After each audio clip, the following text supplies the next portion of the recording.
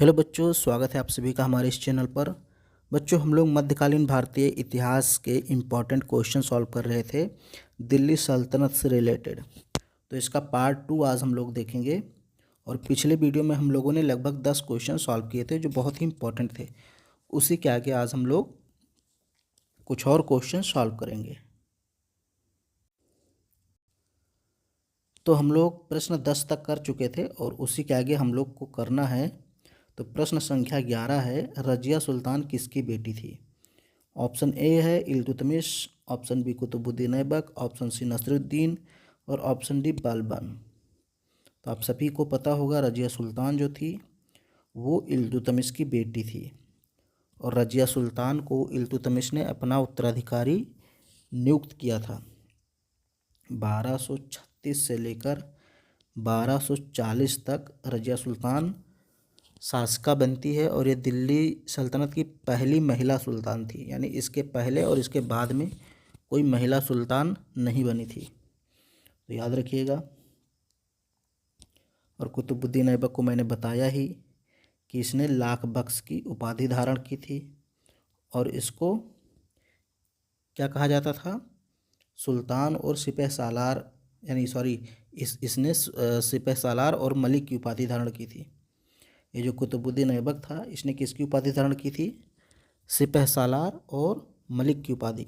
इसने कभी भी सुल्तान की उपाधि धारण नहीं की और इसको दिल्ली सल्तनत का संस्थापक कहा जाता है, कुतुबुद्दीन ऐबक को।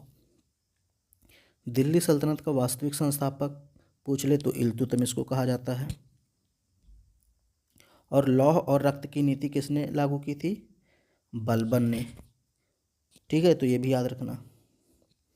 ऐसे ही पूछा जाता है तुर्कान चहलगानी का गठन किसने किया? तो इल्तुतमिश ने किया था। तुर्कान चहलगानी 40 सरदारों का एक दल होता था जिसको चालीसा दल भी कहते हैं। उसमें 40 सरदार होते थे जो बहुत विश्वसनीय होते थे, यानी जिन पर बहुत ज़्यादा विश्वास करता था इल्तुतमिश। तो इल्तुतमिश ने 40 सरदारों का एक दल तैयार किया जिसको चालीसा दल और तुर्कान चहलगानी कहते हैं, जबकि बलबन ने उस दल को समाप्त कर दिया था। तो ये सारे फैक्ट भी आप लिखते चलिएगा। क्वेश्चन नंबर 12 है, मोहम्मद गौरी द्वारा विजित प्रदेशों की देखभाल के लिए निम्नलिखित में से किस विश्वसनीय जनरल को छोड़कर गया था? यानी मोहम्मद गौरी जब भारत पर आक्रमण करता है तो वो भारत के बहुत सारे प्रदेशों को जीतता है। तो उन जीते गए प्रदेशों का स्वामी किसको बना के गया था? ऑप्शन ए है Nasiruddin, option B Iltutmish, option C Qutbuddin Aibak, option D Malik Kafur. तो आपको पता होगा मोहम्मद गौरी अपने जीते हुए प्रदेशों का मालिक किसको बना के जाता है? कुतुबुद्दीन ऐबक को।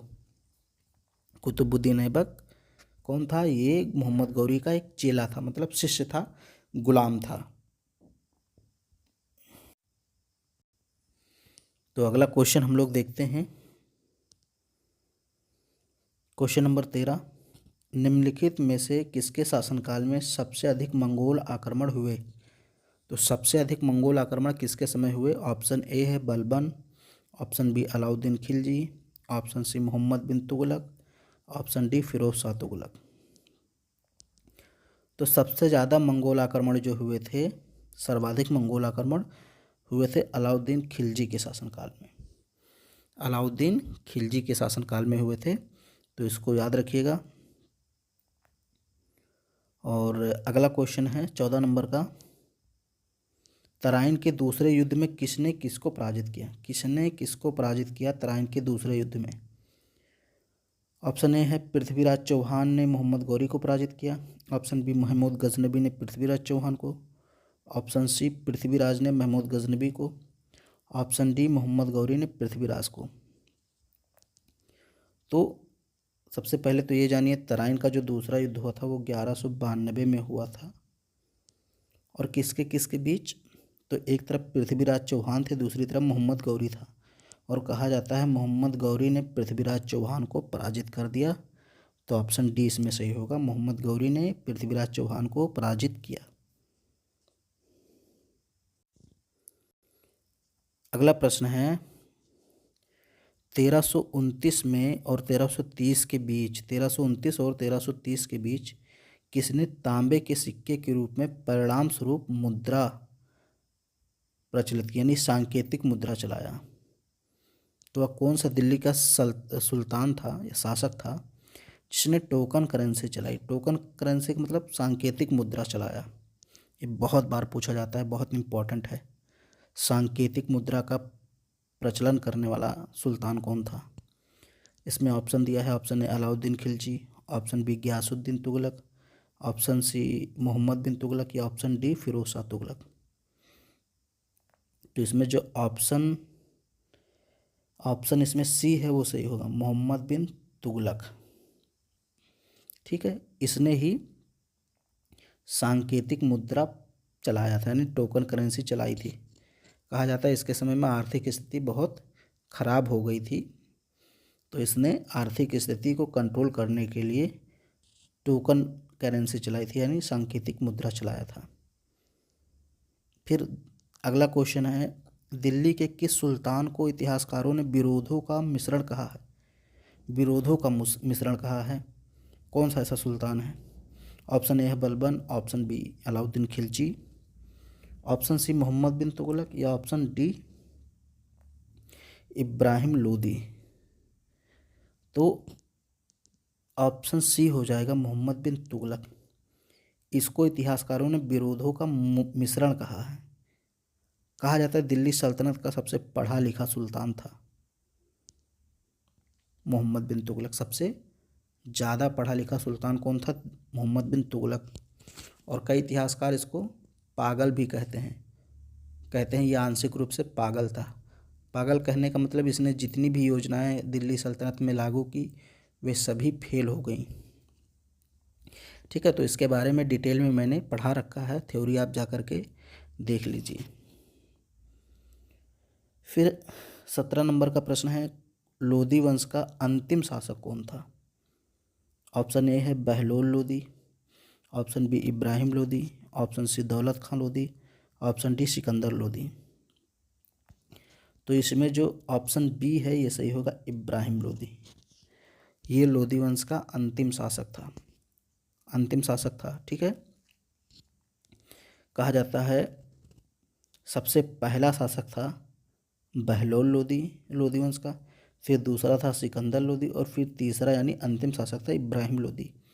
और इब्राहिम लोदी को ही 1526 में पानीपत के प्रथम युद्ध में बाबर ने पराजित किया था और लोदी वंश का खात्मा कर दिया था, यानी दिल्ली सल्तनत का भी अंत कर दिया था और मुगल वंश की स्थापना हुई थी।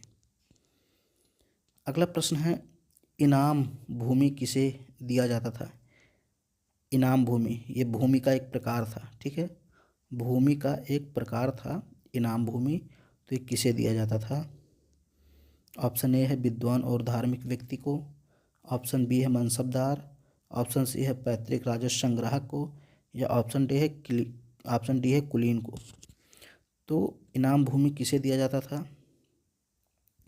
तो याद रखिएगा, इनाम भूमि जो होती थी ये विद्वान और धार्मिक व्यक्ति को दिया जाता था, यानी पंडित को, मौलाना को, इन सभी को इनाम भूमि दी जाती थी और इस पर कोई टैक्स नहीं लिया जाता था। यानी जो इनाम भूमि होती थी ये बिना टैक्स वाली भूमि होती थी और ये राज्य सरकार किसको देती थी? धार्मिक लोगों को देती थी। 19 नंबर का प्रश्न है, उत्तरी भारत की प्रथम मुस्लिम महिला शासक कौन थी? यानी दिल्ली पर राज करने वाली प्रथम महिला शासक कौन थी? तो आप सभी को पता होगा। ऑप्शन इसमें दिया है रजिया सुल्तान, मुमताज, नूरजहां।